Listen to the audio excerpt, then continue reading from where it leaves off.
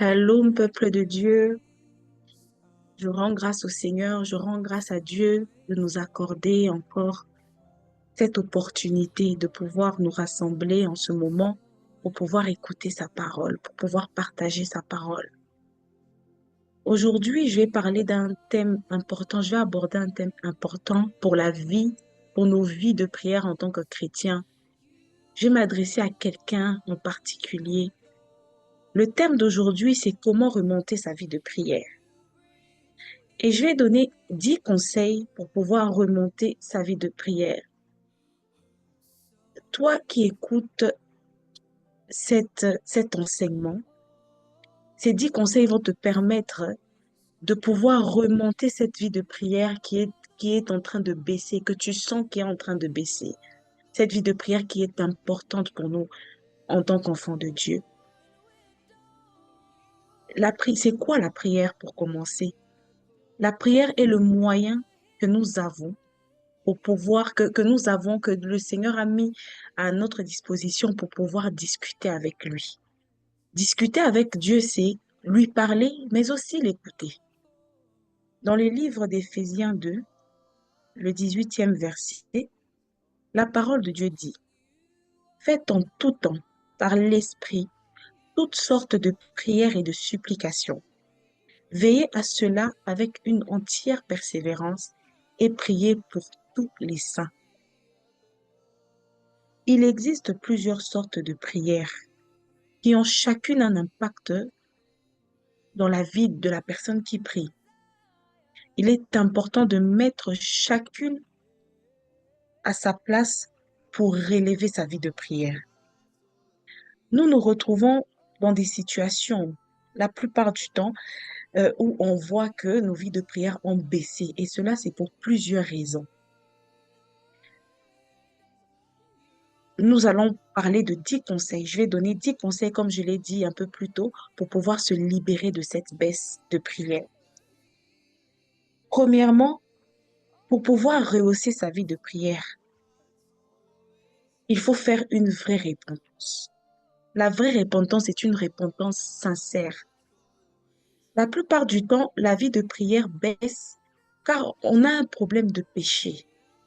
Notre conscience est accusée dans la présence de Dieu. Et puisque notre conscience est accusée dans la présence de Dieu, on tire des conclusions. On se dit que Dieu ne nous écoute pas, il n'entend pas notre prière. Le psaume 24, du 3e au 4e verset, la parole de Dieu dit, qui pourra monter à la montagne de l'Éternel, qui s'élèvera jusqu'à son lieu saint. Celui qui a les mains innocentes et le cœur pur, celui qui ne livre pas son âme au mensonge et qui ne jure pas pour tromper.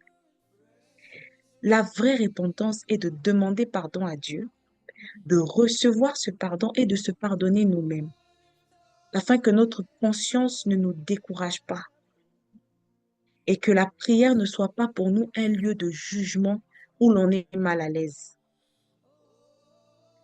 Quand, quand, quand on n'arrive pas à se pardonner, on peut prier, on peut arriver à prier en public, mais lorsqu'il faut prier, lorsqu'on doit être face à face avec Dieu, on n'y arrive pas. Or, Hébreux 10, le 17e verset nous dit, et je me souviendrai plus de leurs péchés ni de leurs iniquités. Quand le Seigneur pardonne, il oublie. Donc, fais un effort. Il faut savoir que quand Dieu t'a pardonné, toi aussi oublie. Pardonne-toi toi-même. La deuxième des choses, la deuxième des choses qu'il faut faire quand on voit que notre vie de prière a baissé, il faut éviter de prier sur le lit, au risque de s'endormir. Quand on prie sur le lit, il faut savoir que le corps est de nature à s'opposer à ce qui est bien pour l'esprit. De ce fait, prier en restant allongé, lorsque notre vie de prière est en régression, ne fera que donner de l'avantage au corps, car le lit est fait pour le repos du corps en cas de fatigue et de faiblesse, ce qui fait qu'on ne priera pas. lorsqu'on est allongé, mais on dormira directement. Le troisième conseil, c'est de ne pas faire des prières de méditation. Les prières de méditation, on peut autrement les appeler des prières en murmurant, de murmure. Ce type de prière-là n'est adapté qu'aux personnes ayant acquis un certain niveau de maturité dans la prière et d'intimité avec Dieu. Cela se gagne que lorsqu'on prie progressivement, lorsque on a une vie de prière constante et lorsqu'on a prié pendant assez longtemps. Par exemple, David qui dit dans le psaume 27,4, je demande à l'Éternel une chose que je désire ardemment. Je voudrais habiter toute ma vie dans la maison de l'Éternel pour contempler la magnificence de l'Éternel et pour admirer son temple. On comprend ici que dans ce type de prière, l'homme peut entrer dans la présence de Dieu et rester calme. Il ne dit rien. Il est juste là. Il prie dans son cœur et il contemple Dieu. Si on opte pour ce type de prière, lorsque la vie de prière n'est pas assez forte, on se mettrait, au lieu de contempler le Seigneur, au lieu de contempler Dieu, on se mettrait à penser à autre chose. On se mettrait à réfléchir sur nos problèmes ou à se rappeler des situations et des événements de la journée, par exemple. Cela fait que la prière ne sera pas efficace, étant donné que les pensées ne sont pas focalisées sur ce que l'on doit dire à Dieu. Alors que lorsqu'on a une vie de prière, on baisse. Lorsqu'on parle en priant, on discipline nos mots et nos pensées dans la prière. Le quatrième conseil, c'est de préparer l'atmosphère de la prière.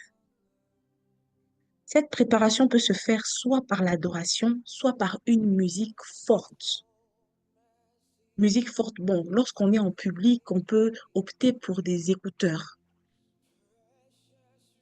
Musique forte pour pouvoir captiver notre attention. Par exemple, on prend l'exemple de Élisée dans 2 Rois 3,15, qui, avant de prophétiser, il a demandé qu'un musicien chante afin que la prière prépare l'atmosphère. On peut ne pas avoir envie de prier, mais lorsqu'on met de la musique et qu'on écoute les paroles de la musique qui est en train de passer, notre attention est captivée, car la musique a une puissance. Dieu notre Père lui-même, il est entouré de l'adoration, des anges qui l'adorent. Le psaume 22, troisième verset, dit, pourtant tu es le Saint, tu sièges au milieu des louanges d'Israël. Ce n'est pas une obligation, mais juste un moyen.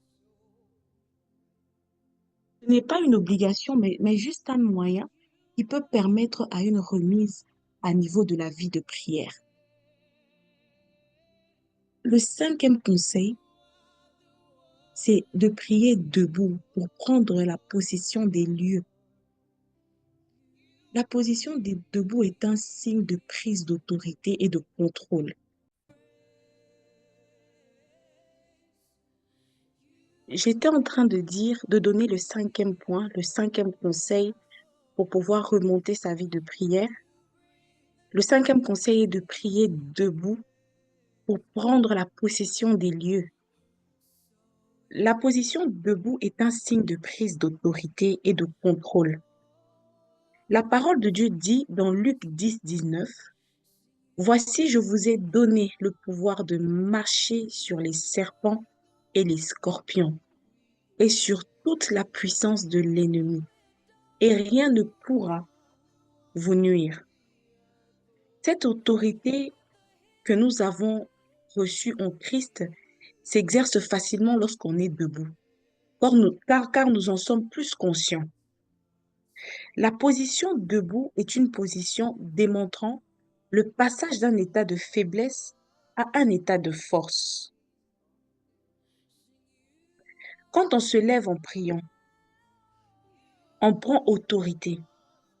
Cette autorité, on doit la prendre car les vies de prière sont la plupart du temps en baisse, car les chrétiens se trouvent souvent dans des environnements qui ne sont pas favorables à la prière, des milieux où la prière est combattue. Par exemple, il y a des maisons où l'on peut aller, où on ressent une pesanteur chaque fois qu'on veut prier, car des forces des ténèbres y ont déjà pollué l'atmosphère. Mais il y a aussi des maisons où l'on peut se sentir, où l'on peut ressentir une constante envie de prier. Donc, on a envie de prier. On se sent à l'aise de prier. Parce que là-bas, la présence de Dieu est invoquée. On y invoque la présence de Dieu et la présence de Dieu est installée dans cette maison. Ce point, donc le cinquième conseil, correspond aux situations où la vie de prière est bloquée par des forces obscures. Le sixième conseil, c'est de favoriser le déplacement pour un lieu de prière approprié. Dieu se trouve partout, oui, mais lorsqu'on atteint une certaine maturité dans la vie de prière, on comprend qu'on ne peut pas prier partout et qu'il y a des moments où on doit se déplacer. En lisant la parole de Dieu, on peut voir que Jésus-Christ avait aussi l'habitude de se retirer de se déplacer pour prier. Luc 5,16 dit, et lui, il se retirait dans le désert et priait. Jean 6,15 dit, et Jésus, sachant qu'ils allaient venir l'enlever pour le faire roi, se retira de nouveau sur la montagne, lui seul. Et Marc 6,4 dit, quand il l'eut renvoyé, il s'en alla sur la montagne pour prier. On peut prier partout, mais dans ce cas, on parle des rendez-vous avec Dieu.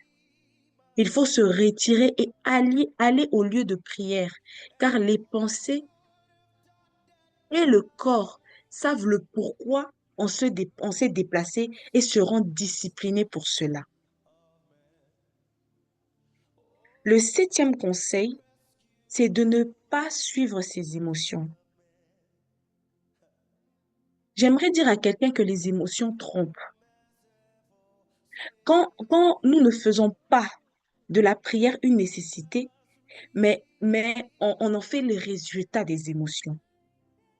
Nombreux d'entre nous, nous prions seulement parce que nous sentons cette envie et nous avons l'impression d'avoir réellement prié seulement lorsque nous éprouvons des sensations. Or, si nous sommes à la recherche des nouvelles sensations, chaque fois que nous prions, il sera impossible d'avoir une vie de prière stable. Il y a des jours où l'on prie sans rien ressentir. On a même l'impression de prononcer des paroles en l'air. Mais il faut que tu gardes en tête, bien-aimé, que les résultats de la prière ne dépendent pas de ce que l'on ressent, mais de ce que l'on croit. Prenons un exemple. On va parfois au lit, même lorsqu'on n'a pas sommeil. Seulement parce que on sait que demain, on a une longue journée et puis que le sommeil est nécessaire pour qu'on puisse être en forme le jour d'après. Nous devons également faire de la prière une nécessité pour que nos vies de prière n'aient plus de problèmes. Quand on arrive à ce point-là où on fait de la prière une nécessité, c'est un signe de maturité dans la vie de prière, de maturité spirituelle même. Le huitième conseil, le huitième conseil pour pouvoir remonter sa vie de prière, c'est de programmer au minimum un jour, un jour de jeûne et prière. Et quand on se sent plus fort, on peut faire plus, hein, plus d'un jour. Car le jeûne affaiblit le corps et et rend fort l'esprit. Car vous savez, le corps a ses désirs et l'esprit a des désirs contraires au corps.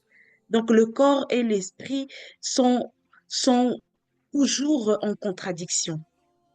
L'esprit est bien disposé pour jeûner, l'esprit est bien disposé pour prier, mais la chair est faible. Le neuvième conseil, c'est de côtoyer des personnes ou une personne debout dans la prière, des personnes qui ont des vies de prière fortes. Cela s'effectue à deux niveaux. Le premier niveau, c'est une personne qui prie à tes côtés sera ton sentinelle. À l'exemple de Jésus-Christ, sur la montagne de transfiguration, il revenait motiver ses disciples pour qu'ils prient. Il les réveillait pour prier. Il ne cessait de leur dire comment prier. Le deuxième niveau, c'est se retrouver dans un cercle des gens qui prient beaucoup. Il y a des rencontres qui poussent nos vies de prière, bien-aimés. 1 Samuel 10, du 5e au 6e verset, la Bible dit, l'atmos- la Bible dit,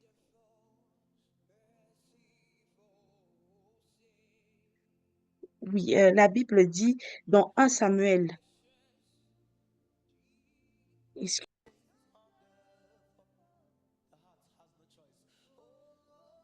je disais 1 Samuel, le 10e chapitre, du 5e au 6e verset, dit, la Bible nous dit, après cela, tu arriveras à Guilbéa Elohim, où se trouve une garnison de Philistins.